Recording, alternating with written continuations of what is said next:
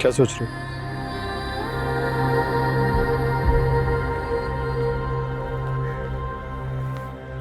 ये मोहल्ला, ये गलियां, यहाँ से मैं बाबा के साथ गुजरा करती थी, अब अकेले गुजर रही हूँ।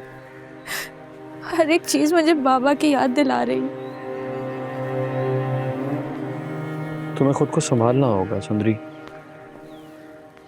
मैं जानता हूँ ये सब आसान नहीं है, लेकिन तुम याद करो, तुम्हारे बाबा ने हमेशा तुम्हें हौसला रखने की, मजबूत रहने की तलकीन की है। हाँ, बाबा कहते थे कि मैं उनकी ताकत हूँ, लेकिन डॉक्टर, उनके बगैर ना सब खाली खाली लगता है। वो मेरी दुनिया थे, मैं कैसे जीऊंगी उनके बगैर। वो अभी भी तुम्हारी जिंदगी में है, तुम्हारे साथ हैं, तुम्हारी यादों में, तुम्हारे ख्यालों में। और वो तुम्हें देख रहे हैं। तुम चाहती हो कि वो तुम्हें देख के नाखुश हो? तुम्हें रोता हुआ देख के खुश तो नहीं होंगे ना वो?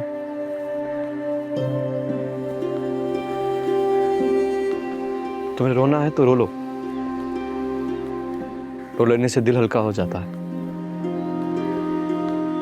लेकिन एक बात याद रखना, तुम्हारे बाबा ने तुमसे कहा था कि उनकी गैर मौजूदगी को अपनी ताकत बनाना है, कमजोरी नहीं। डॉक्टर, यहाँ पास में ना बाबा का स्कूल है, क्या आप मुझे वहाँ ले जाएंगे? पहले घर चलते हैं, फिर उसके बाद चले जाएंगे ना। नहीं, स्कूल अभी जाना होगा, उधर उन लोगों को इन्फॉर्म भी करना है, बाबा अब जिंदा नहीं रहे। हाँ, तुम्हारे बाबा तो टीचर थे, उनकी पेंशन भी होगी जो आगे जिंदगी में तुम्हारे काम आएगी। किस तरफ है स्कूल? वो बाहर।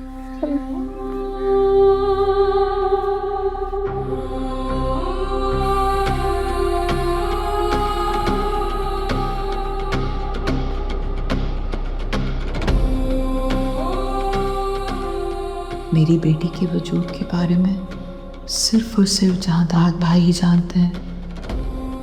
वही मुझे इसकी हकीकत बता सकते हैं कि मेरी बेटी इस वक्त किस हाल में है और कहाँ है। मुझे हर हाल में उनसे बात करनी है, उनसे अपनी बेटी के बारे में पूछना है।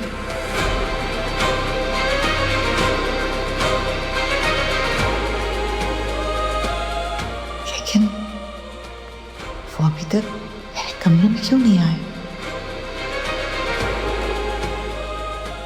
शायद जानदाद किया ना, उनको मेरे कमरे की चौखट तक न लाए।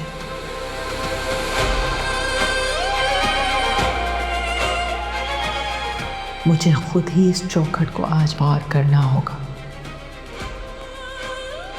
सिर्फ और सिर्फ अपनी बेटी की खातिर।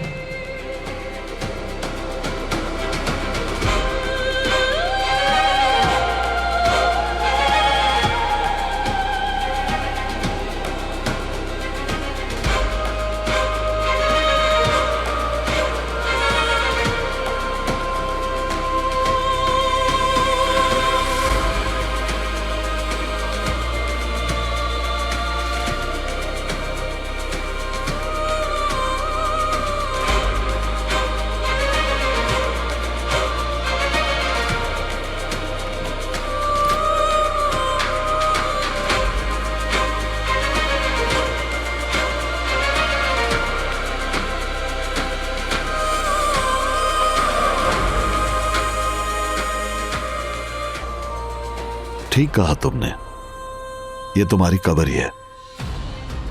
तुमने क्या सोचा था? शादी करके बच्चा पैदा कर लोगे और हम देखते रहेंगे। बिल्ली चूहे का क्या खूब खेल खेला है तुम लोगों ने।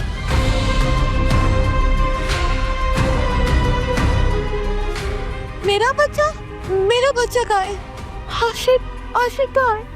तेरा बच्चा पैदा होते ही मर गया और आशिक तुझे तलाक देकर चला गया।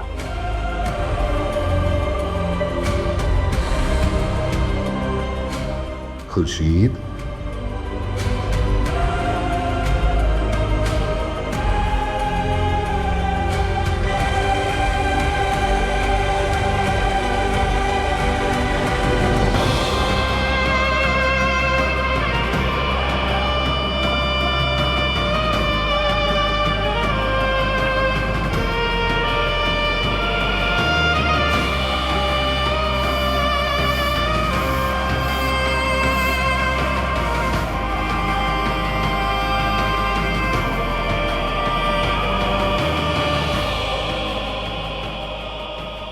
ये मेरी आंखें क्या देख रही हैं? खुर्शीद बीबी अपने कमरे से बाहर आ गई। कहीं ख्वाब तो नहीं? मुझे भी ख्वाब ही लग रहा है, यकीन ही नहीं आ रहा। ज़रूर कोई अहम वजह होगी जो खुर्शीद बीबी इस कैद से बाहर आई हैं। अल्लाह जाने क्या वजह है, मगर खुर्शीद बीबी इतने सालों के बाद अपने कमरे से बाहर आई हैं। मुझे तो बहुत खुशी हो रही है। अगर इतने सालों बाद उन्होंने आपको बुला ही लिया तो जाके देखा है, पूछा है क्या हुआ। आपको अंदाजा है कि आप दोनों की इस टेंशन की वजह से मुझे कितनी तकलीफ होती है। अगर तुम्हारे बाबा नहीं मिलना चाहते तो तुम क्यों जिद कर रहे हो? लेकिन मैं मिलना चाहती हूँ।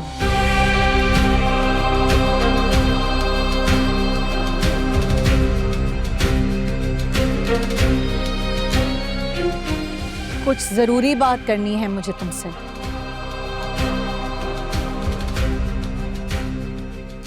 माँ पप्पो, मैं तो बहुत खुश हूँ आप इतने सालों बाद अपने कमरे से बाहर आई हैं। बात ही कुछ इस नौयत की है कि मेरी इज्जत कम, तुम्हारे बाप की इज्जत घटने का ज्यादा इम्कान है।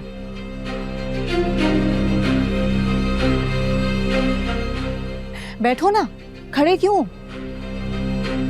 सारी बेचैनी मेरे मुकद्दर में लिखकर तुम खुद इतने बेचैन क्यों? शुक्र करो कि जहांताद मीर अली ऑफ सुंदरगढ़ तुम्हारा भाई है,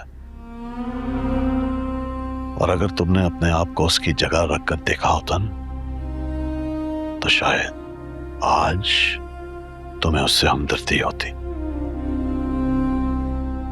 वो भाई जो खानदान का बड़ा है, वो जिसकी मंशा के लिए गांव और खानदान वाले इंतजार करते हैं, वो भाई जिसकी वजह से हुकूमत में लोग जाते हैं या जाने से रह जाते हैं। मैं 100 बार तुम्हें बता चुका हूं कि मैं अपने मनसब के हाथों मजबूर था। मैं तुम्हें तुम्हारी मर्जी की शादी करने की इजाजत नहीं दे सकता था। ये मेरे रुतबे का, मेरे मनसब का तकाजा था। भाई तुम्हें याद है उस दिन तुम एक पिस्तौल लेकर मेरे सामने आ गए थे और तुमने मुझसे ये कहा था कि अगर खानदान में से किसी को भी मैंने ये बताया कि मैंने शादी की थी और मेरा बच्चा पैदा हुआ था, तो तुम खुद को मेरे सामने उसी तरह खत्म कर दोगे जैसे सिकंदर ने खुद को मेरे सामने खत्म कर दिया था। और तुम्हारी इस बात से डर के मैंने खुद को अपने माजी के साथ इस कमरे में कैद कर लिया कि जो कुछ बचा है वो मेरा भाई है और कहीं वो मर ना जाए। लेकिन तुमने कभी ये सोचा, कभी तुम्हें डर लगा कि इस तारीक कमरे में तुम्हारी बहन कहीं मर ना जाए? नहीं, नहीं, नहीं, नहीं। तुम्हारी जिद ने बड़ी जिंदगियां बर्बाद की हैं। सिकंदर सब कुछ जानते हुए भी तुमसे शादी करना चाहता था, मगर तुम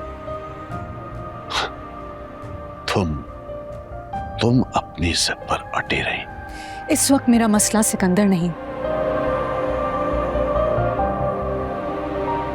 मेरी बेटी है।